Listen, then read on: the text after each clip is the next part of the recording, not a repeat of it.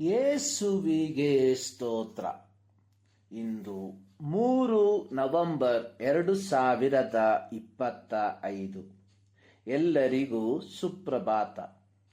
ಈ ದಿನದ ಧ್ಯಾನ ಭಾಗ ಪೇತ್ರನು ಬರೆದ ಮೊದಲನೇ ಪತ್ರಿಕೆ 2ನೇ ಅಧ್ಯಾಯ 21ರಿಂದ 25 ವಾಕ್ಯ. ಇದಕ್ಕಾಗಿಯೇ ನೀವು ಕರೆಯಲ್ಪಟ್ಟಿರಿ. ಕ್ರಿಸ್ತನು ಸಹ ನಿಮಗೋಸ್ಕರ ಬಾಧೆಯನ್ನನುಭವಿಸಿ ನೀವು ತನ್ನ ಹೆಜ್ಜೆಯ ಜಾಡಿನಲ್ಲಿ ನಡೆಯಬೇಕೆಂದು ಮಾದರಿ ತೋರಿಸಿದನು. ವಚನ 21.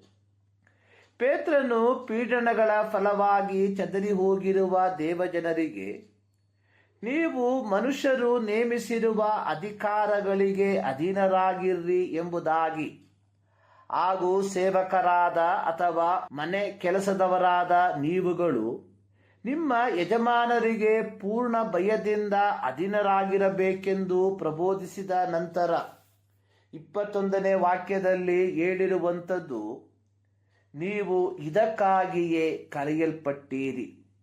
ಇದು ಒಂದು ಅರ್ಥಗರ್ಭಿತವಾದ ಸಂದೇಶವಾಗಿದೆ.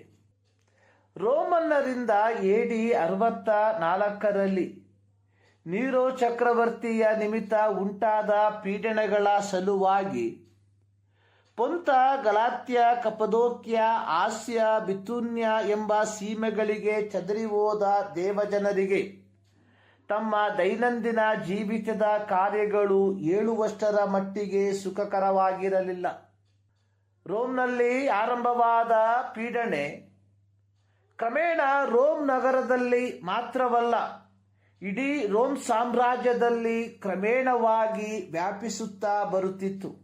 ಚದರಿ ಹೋದ ದೇವಜನರು ರೋಮನ್ ಪ್ರಜೆಗಳಿಂದ ಹಾಗೂ ರೋಮನ್ ಅಧಿಕಾರಿಗಳಿಂದ ಒಂದಲ್ಲ ಒಂದು ವಿಧದಲ್ಲಿ ಕಿರುಕುಳವನ್ನು ಅನುಭವಿಸುವಂತವರಾಗಿದ್ದರು.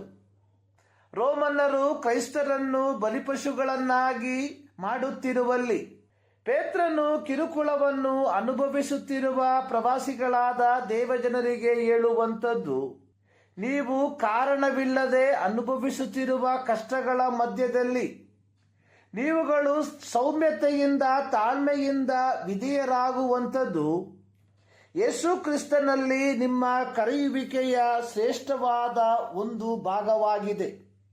ರೋಮನ್ನರು ಕ್ರೈಸ್ತರನ್ನು ಹಿಂಸಿಸುವುದಕ್ಕೆ ಕಾರಣ, ಅವರು ರೋಮನ್ನರ ಎಲ್ಲ ವಿಧವಾದ ವಿಗ್ರಹಾರಾಧನೆಯನ್ನು ನಿಷೇಧಿಸುವಂಥವರು, ರೋಮನ್ ಚಕ್ರವರ್ತಿಗಳಿಗೆ ಧೂಪವನ್ನು ಅರ್ಪಿಸದೆ ಇರುವಂಥದ್ದು ಸಹ ಆಗಿತ್ತು.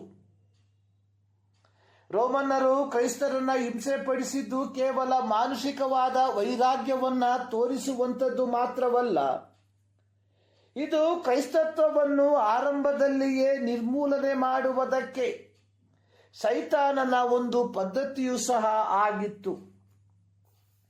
ಯೋಹಾನನ ಸುವಾರ್ತೆಯಲ್ಲಿ ಯೇಸು ತನ್ನ ಶಿಷ್ಯರಿಗಾಗಿ ಮಾಡಿದ ಪ್ರಾರ್ಥನೆಯಲ್ಲಿ ಅಡಕವಾಗಿರುವ ಒಂದು ಪ್ರಾರ್ಥನೆ, ನಾನು ಲೋಕದವನಲ್ಲದೆ ಇರುವ ಪ್ರಕಾರ ಇವರು ಲೋಕದವರಲ್ಲ, ಆದ ಕಾರಣ ಲೋಕವು ಇವರ ಮೇಲೆ ದ್ವೇಷ ಮಾಡಿಯದೆ ಇವರನ್ನು ಲೋಕದೊಳಗಿಂದ ತೆಗೆದುಕೊಂಡು ಹೋಗಬೇಕೆಂದು ನಾನು ಕೇಳಿಕೊಳ್ಳುವುದಿಲ್ಲ, ಕೆಡುಕನಿಂದ ತಪ್ಪಿಸಿ ಕಾಪಾಡಬೇಕೆಂದು ಕೇಳಿಕೊಳ್ಳುತ್ತೇನೆ. ಯೋಹಾನನ ಬರೆದ ಸುವಾರ್ತೆ 17ನೇ ಅಧ್ಯಾಯದ 14-15 ವಾಕ್ಯ.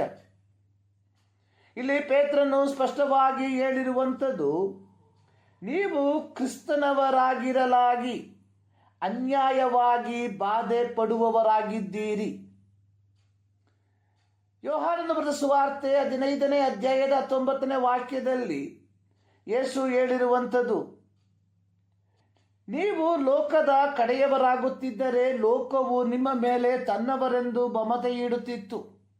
ಆದರೆ ನೀವು ಲೋಕದ ಕಡೆಯವರಲ್ಲದೆ ಇರುವುದರಿಂದಲೂ ನಾನು ನಿಮ್ಮನ್ನು ಲೋಕದೊಳಗಿಂದ ಆರಿಸಿ ತೆಗೆದುಕೊಂಡಿರುವುದರಿಂದಲೂ ಲೋಕವು ನಿಮ್ಮ ಮೇಲೆ ದ್ವೇಷ ಮಾಡುತ್ತದೆ.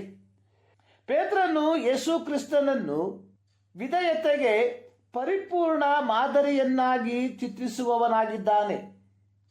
ಮಾನವೀಯತೆಯ ವಿಧವಾಗಿ ಹೇಳುವುದಾದರೆ, ಯೇಸುವನ್ನು ಗೆತ್ಸಮನೆ ತೋಟದಲ್ಲಿ ಕೈದು ಮಾಡಿದಾಗಲೂ ಆತನ ವಿಚಾರಣೆಯಲ್ಲಿಯೂ ಮತ್ತು ಆತನನ್ನು ಶಿಲುಬೆಗೇರಿಸುವಿಕೆಯಲ್ಲಿಯೂ ಯಾವ ವಿಧವಾದ ನ್ಯಾಯವೂ ಇರಲಿಲ್ಲ. 1 ಪೇತ್ರ 2 ಅದರ 22-23 ವಾಕ್ಯದಲ್ಲಿ ಪೇತ್ರನು ಹೇಳಿರುವಂಥದ್ದು, ಆತನು ಯಾವ ಅಪರಾಧವನ್ನು ಮಾಡಲಿಲ್ಲ, ಆತನ ಬಾಯಲ್ಲಿ ಯಾವ ವಂಚನೆಯೂ ಸಿಕ್ಕಲಿಲ್ಲ. ನ್ಯಾಯ ವಿಚಾರಣೆ ಮಾಡಿದ ಪಿಲಾತನು ಹೇಳಿದ್ದು, ನನಗೆ ಆತನಲ್ಲಿ ಯಾವ ಅಪರಾಧವೂ ಕಾಣಲಿಲ್ಲ ಎಂಬುದಾಗಿ. ಆದಾಗ್ಯೂ ಯೇಸು ಮೌನವಾಗಿದ್ದು ಎಲ್ಲವನ್ನೂ ಸಹಿಸಿಕೊಂಡನು. ಯೇಸು ತನ್ನನ್ನು ಶಿಲುಬೆಯ ಮರಣಕ್ಕೆ ಒಪ್ಪಿಸಿಕೊಟ್ಟದ್ದು ನಾವು ಪಾಪದ ಪಾಲಿಗೆ ಸತ್ತು ನೀತಿವಂತರಾಗಿ ಜೀವಿಸುವುದಕ್ಕೋಸ್ಕರ. ಪೇತ್ರನ ಪ್ರಬೋಧನೆ, ಇಂದು ನೀವು ಅನುಭವಿಸುತ್ತಿರುವ ಪೀಡನೆಗಳ ಮಧ್ಯೆ ನಿಮ್ಮ ಕರ್ತನು ನಿಮಗಾಗಿ ಅನುಭವಿಸಿದ ಪೀಡನೆಯನ್ನು ಮಾದರಿಯನ್ನಾಗಿ ತೆಗೆದುಕೊಂಡು ನೀವು ಆ ಹೆಜ್ಜೆಯ ಜಾಡಿನಲ್ಲಿ ನಡೆಯುವಂಥವರಾಗಿರಬೇಕು.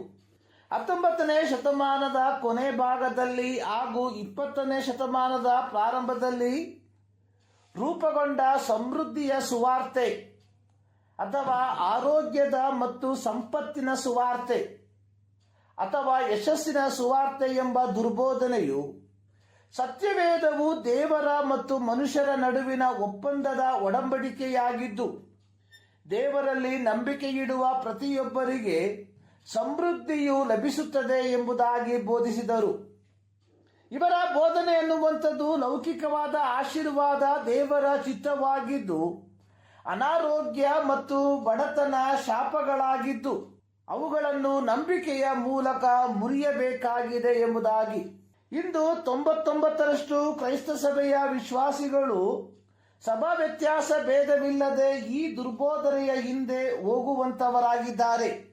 ಇದು ನಿಜವಾಗಲೂ ವ್ಯಸನಕರವಾಗಿದ್ದು, ಅನೇಕ ಮೇನ್ಲೈನ್ ಸಭೆಗಳು ತಮ್ಮ ದೇವಾಲಯಗಳಲ್ಲಿ ಇಂತಹ ಸುವಾರ್ತೆಯನ್ನು ಬೋಧಿಸಲು ಅನುಮತಿಸದೇ ಇದ್ದಾಗ್ಯೂ ಕೆಲವು ಸಭೆಗಳು ಇದನ್ನೇ ಬಂಡವಾಳವನ್ನಾಗಿ ಮಾಡಿಕೊಂಡು ಜನರನ್ನ ಈರುತ್ತಿರುವುದನ್ನು ನಾವು ನೋಡುತ್ತೇವೆ.